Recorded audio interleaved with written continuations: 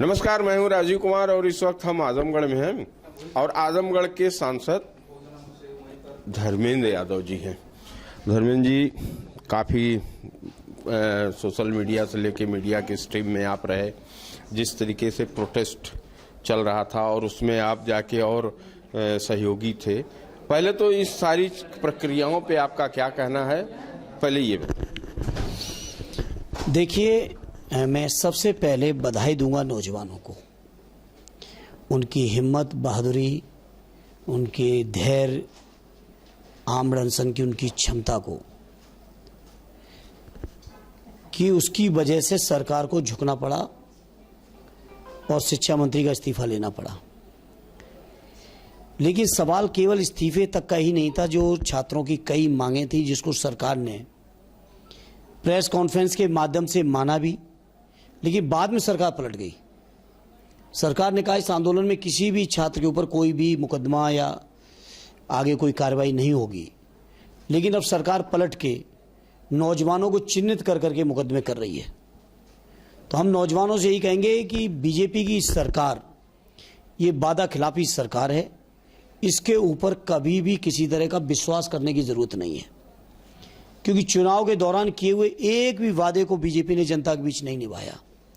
और वही चीज़ हमारे जो जेनजी हैं, जो छोटे से जो नए नौजवान निकल रहे हैं, अभी टीन एज से निकल के मुख्य धारा में जाने का प्रयास कर रहे हैं या उस स्तर पे हैं, उन बच्चों के साथ भी वादा खिलाफी, माने इतनी बेरहम सरकार होगी कल्पना नहीं कर सकते। प्रधानमंत्री जी जहां सोशल मीडिया के माध्यम से कहते हैं कि हमने बच्चों को माफ़ कर दिया, वहीं उनके अधीनस्थ सारे विभाग या सरकारी अमला नौजवानों पे कार्रवाई पे उतारू है। आखिर प्रधानमंत्री जी जो बात कह रहे हैं देश के सामने वो सच है, या जो प्रधानमंत्री जी के अधीनस्थ लोग कर रहे हैं वो सच है? ये सवाल है आज प्रधानमंत्री जी आपकी साख पर। तो ये स्थिति है देश के सामने। अच्छा धर्मेंद्र जी, जिस तरीके से आप भी थे उस फिगर में, पप्पू यादव जी के संग में जिस तरीके से चंदा बटोरने की बात हो रही थी, जिस तरीके की बात वहाँ पे एक आपत्तिजनक ये है कि जिस तरीके से तस्वीर का अनादर किया गया, या क्या जिस तरीके से वहाँ पे रूप दिखाया जा रहा था, ये भी क्या जरूरी था? इस पर कई सवाल उठे। देखिए, पप्पू यादव जी कोई हम लोगों की सहमति से या चर्चा करके इस तरह का उन्होंने कोई काम नहीं किया। पप्पू यादव जी 2 दिन पहले जो छात्रों पे लाठीचार्ज हुआ उस भेष में संसद के अंदर थे। 2 दिन बाद ही वो संत के भेष में आए। अभी उनका अपना व्यक्तिगत फैसला है। जहाँ तक समाजवादी पार्टी का सवाल है, समाजवादी पार्टी चढ़ावा चोरी को लेकर लगातार जब से सदन शुरू हुआ है उस दिन से लेकर अब तक, और जब तक सदन में चर्चा नहीं होगी तब तक इस मुद्दे को हम लोग उठाते रहेंगे। अब ये उन्होंने किस रूप में किन कार्डों से किया, इसका जवाब तो वही देंगे और दे भी रहे कई चैनलों पर, उस पर हम नहीं जाएंगे। लेकिन हमारे समाजवादी पार्टी के लोगों का, माननीय अखिलेश यादव जी का बहुत साफ है, बेनकाब होने चाहिए वो लोग, कार्रवाई कठोरतम होनी चाहिए। प्रभु श्री राम का जो चंदा, प्रभु श्री राम का जो धन लूटी नहीं डकैती हुई है, उस डकैती में जो कोई भी दोषी हो, चाहे छोटा हो चाहे बड़ा हो, किसी को नहीं बचना चाहिए। समाजवादी पार्टी की स्पष्ट मांग है। आप चंदा चोरी पे सवाल उठा रहे हैं, लेकिन अब ये सोशल मीडिया पे और सवाल पूछे जा रहे हैं कि जो चंदा आप लोगों ने दिया था उस चंदे का कैसे हिसाब रखेंगे? उसका हिसाब, जो भी चंदा आया है उसको हम लोग निर्णय ले रहे हैं, सब सांसद मिलकर जिन्होंने सहयोग किया है, कि हम लोग ट्रस्ट में भेजेंगे, लेकिन रसीद भी लेंगे। जो लोग भावनाओं में, जज्बात में बिना रसीद के सहयोग कर दिए थे ट्रस्ट को और बाद में उस सहयोग राशि की लूट हुई है, लूट नहीं होने देंगे और रसीद भी चेक करेंगे कि ओरिजिनल है कि नहीं है। ये भी चेक करना पड़ेगा। अब तो विश्वास नहीं रहा ना, ये एक तरह से आईना दिखाने की बात नहीं, अब तो विश्वास नहीं रहा। देखिए, संसद जो है देश के जनमानस के भावनाओं का प्रकटीकरण का एक मंच है। स्वाभाविक है, पूरे देश के प्रतिनिधि वहां से चुन के गए हैं और पूरे देश के लोगों ने प्रभु श्री राम के मंदिर में समर्थन किया है, सहयोग किया है, अपनी भावनाओं के अनुसार, अपनी क्षमता के अनुसार लोगों ने वो सहयोग किया है किसी ने आर्थिक तौर पे किया, किसी ने आभूषणों के तौर पे किया, किसी ने किसी रूप में किया, कोई अगर नहीं कर पाए तो भावनाओं से ही किया। तो वो प्रकटीकरण है, वहाँ संसद का मंच ऐसा है। तो पूरे देश के लोगों ने, आपने देखा होगा वीडियो में, चाहे पूरा पश्चिम उत्तर दक्षिण कहीं के प्रतिनिधि रहे हों, ज़्यादातर इलाकों के लोगों ने सहयोग करने की कोशिश की। वो एक भाव था, किसी तरह से देश भर के लोगों ने जो दिया था चंदा, ये किसी ने कल्पना नहीं की होगी कि इस तरह से डकैती पड़ेगी। और हम लोगों का स्पष्ट मानना है कि बीजेपी के लोग, अभी तक तो हम मानते थे कि केवल वोट के लिए धर्म का इस्तेमाल कर रहे हैं, अब तो ये स्पष्ट हो गया पूरे देश के सामने, नोटों के लिए भी ये लोग धर्म का उपयोग कर रहे हैं। और यही कारण है 90 में जब आंदोलन शुरू हुआ था, उस समय जो चंदा इकट्ठा हुआ था, आज तक उसका कोई हिसाब नहीं। माननीय सर्वोच्च न्यायालय के फैसले के बाद जब मंदिर बनना शुरू हुआ, कितना चंदा मिला, कितना नहीं मिला, कोई हिसाब नहीं, कोई ऑडिट नहीं। और सरकार का देखिए कलाकारी, आरटीआई से बाहर कर दिया ट्रस्ट को। आप देखिए ना, आरटीआई से बाहर कर दिया ट्रस्ट को कि अगर कोई जानना चाहे, सहयोग करने वाला व्यक्ति, कोई भक्त जानना चाहे तो जान भी नहीं सकता है। तो प्रभु श्री राम के नाम पर ये अंधेर हो रही है, लूट पड़ रही है, डकैती है। और ये हम ही अकेले नहीं कह रहे हैं, उसमें काम करने वाले लोग, जो इंजीनियर वर्मा थे, उन्होंने कहा निर्माण कार्य में 40% कमीशन चली है। जो निर्माण कार्य समिति के अध्यक्ष हैं नृपेंद्र मिश्रा जी, उन्होंने कहा चोरी नहीं डकैती हुई है। तो इस तरह से अब तो चीजें स्वतः सिद्ध हैं, लेकिन सरकार बचना चाह रही है कार्रवाई करने से, क्योंकि सरकार में बैठे लोग भी इसमें कहीं ना कहीं दूर से सही, प्रत्यक्ष सही, अप्रत्यक्ष सही दोषी हैं। अच्छा धर्मेंद्र जी, सवाल तो पूछा गया था, लेकिन जिस तरीके से आपकी एक छवि है, आप छात्र नेताओं के रूप में पहले जाने गए, फिर राजनीति के तमाम चीजों को आपने देखा, जो ये जंतर मंतर पे जो जिस तरीके से रूप मिला, चाहे जेएनजी के ही थ्रू, छात्रों का और जिस तरीके से लोगों के सहयोगियों का जो भाषाओं का इस्तेमाल, जो रूप दिखाया गया, जो जिस तरीके से इस तरीके की मर्यादाओं का उल्लंघन किया गया, यहाँ तक कि प्रधानमंत्री को भी सामने आना पड़ा।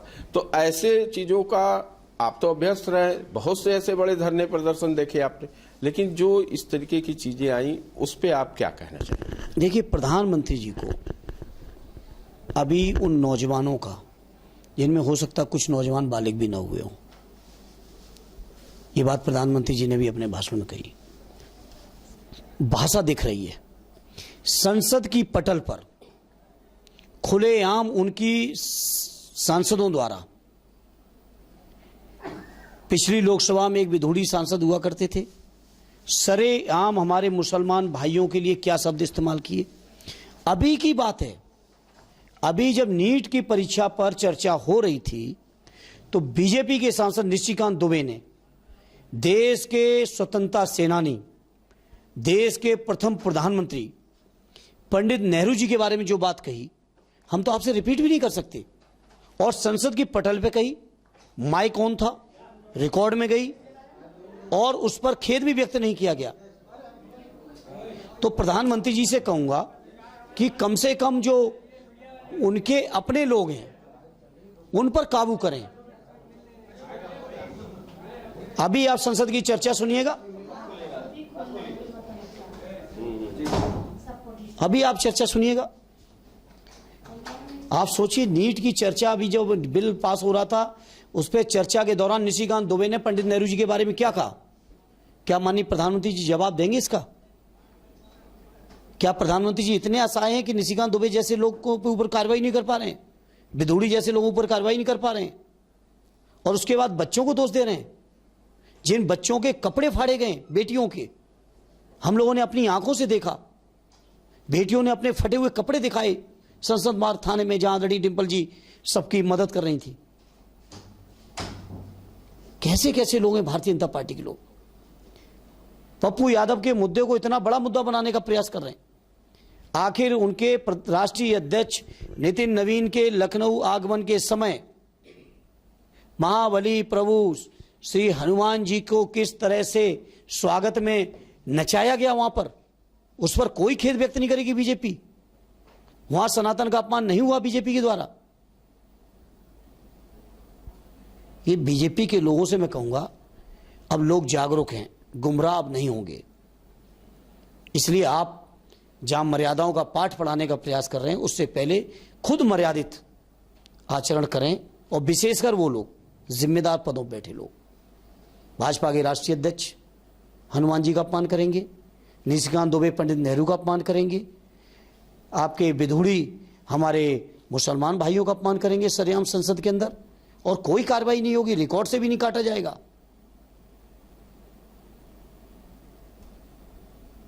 मेरा इस सवाल इसी विषय पे था कि जो मर्यादित चीजें हैं और जो असंवैधानिक रूप दिखा, उस पे आपका क्या ऐसे ना गलत बात, नौजवानों के आंदोलन को बदनाम न करिए। बहुत पवित्र आंदोलन रहा ये नौजवानों का, इतना पवित्र आंदोलन था। दर्जनों नौजवान 16, 18, 20, 22, 24, 26 दिनों तक आमरण अनशन पे रहे, गांधीवादी रास्ते पे रहे।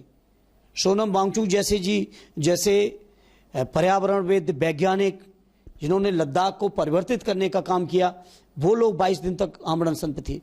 इतने पवित्र आंदोलन को बदनाम आप कर रहे हो। नहीं, नीट के परीक्षा के ऊपर जो सवाल है उसके साथ सब लोग हैं, कार्रवाई होनी चाहिए, सख्त कार्रवाई होनी चाहिए, ये सारे लोग चाहते। ऐसा किसी का बयान नहीं होगा कि जो इस कार्रवाई से दूर रहा हो, लेकिन चाहता है कितनों पर जो भी तरीका है संवैधानिक तरीका। लेकिन सवाल मेरा, मुख्यमंत्री के मंच पे, उत्तर प्रदेश के मुख्यमंत्री जी के मंच पर, उत्तर प्रदेश के अंदर सबसे ज्यादा जिसने पेपर लीक कराए वो अपराधी मुख्यमंत्री जी के मंच पे रहता है।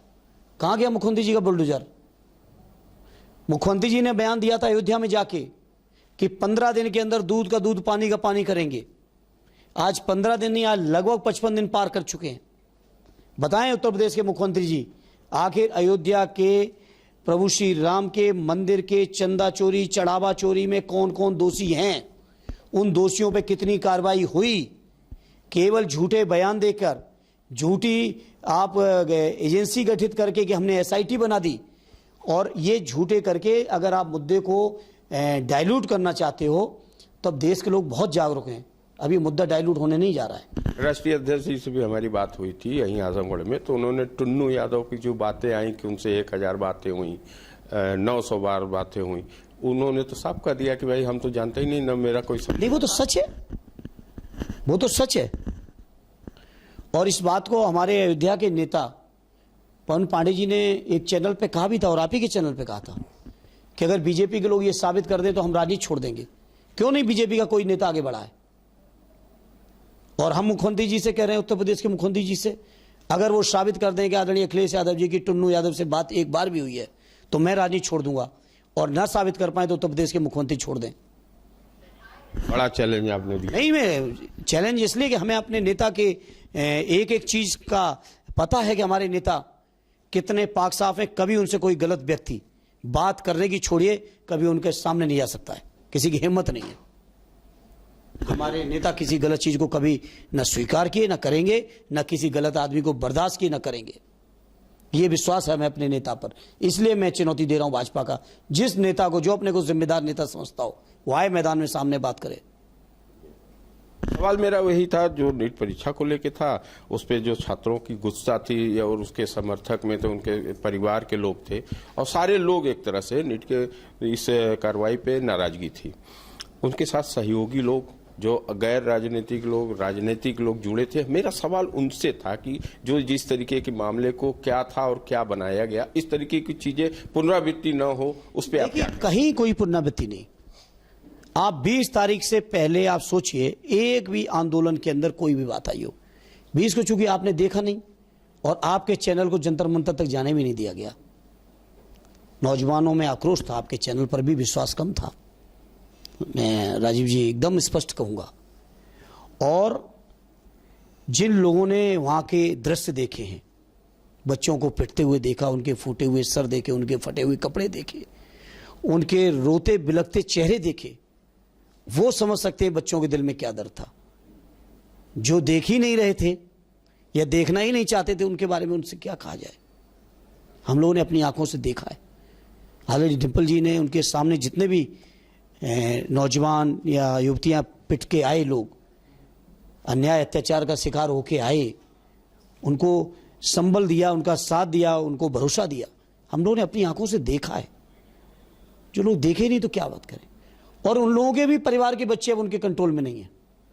वो भी आंदोलन के साथ थे, वो उनकी विचारधारा के साथ नहीं थे। और अपनी जगह उनके परिवार के बच्चे सही जगह पे थे, नेता लोग गलत बात पे थे। वहां पे जगह भी ऐसी थी कि बहुत लोग नहीं मौजूद रहे, लेकिन तीसरे नेत्र से सब लोग की मौजूदगी थी और एक एक चीज पे बहुत बारीकी से उसका आकलन किया जा रहा था। नहीं, बिल्कुल आकलन होना चाहिए। और मैं कहूंगा कि बहुत पवित्र आंदोलन था ये, और बड़ी जायज मांगों पर बहुत गांधीवादी रास्ता, जो हमारे संविधान ने हमें अधिकार दिया, अभिव्यक्ति की आजादी दी, उसी के दायरे में था। दायरा अगर कोई तोड़ रहा है तो भाजपा के लोग तोड़ रहे हैं, और सरेआम सदन में तोड़ रहे हैं, जिम्मेदार पदों पे बैठे तोड़ रहे हैं। और उसके बारे में प्रधानमंत्री जी से लेके गृह मंत्री जी से लेके कोई भी भारतीय जनता पार्टी का बड़ा नेता नहीं बोल रहा है। सोचो आप। बहुत बहुत धन्यवाद धर्मेंद्र जी। तो ये थे सांसद आजमगढ़ के धर्मेंद्र यादव जी, और जिस तरीके से इन्होंने चाहे वो नीट की परीक्षा में प्रोटेस्ट कर रहे लोगों के साथ देने गए, सारे लोगों ने देखा जिस तरीके के सवालात उठे, जिस तरीके से राजनीतिक लोगों के दखल अंदाजियां हुई, खास तौर पे, और जिस तरीके से अयोध्या प्रकरण पे जिस तरह से टुन्नू यादव का नाम आता है, तो वहां पे ये चैलेंज करते हैं कि अगर साबित कर दे सरकार तो मैं इस्तीफा भी देने के लिए तैयार हूं। तो इन सारी बातों को हमने आप तक पहुंचाया है, और यही मेरा प्रयास है कि आगे आने वाले समय में किस तरीके से प्रोटेस्ट का रूप हो, क्योंकि ये खुद छात्र के नेताओं में रहे हैं और छात्रों का दर्द भी समझते हैं, और जिस तरीके की बातें, तकलीफ की बातें हैं, उसके साथ सारे लोग साथ देने के लिए भी तैयार हैं।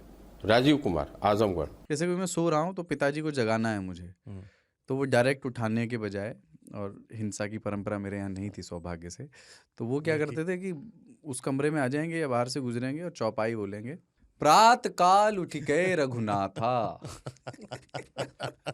मात पिता गुरु नावई माता। कभी कभी मैं गुस्से में उठ करके, अरे पापा, चरण स्पर्श किया और सो गया। मैंने कहा अब मत उठाना।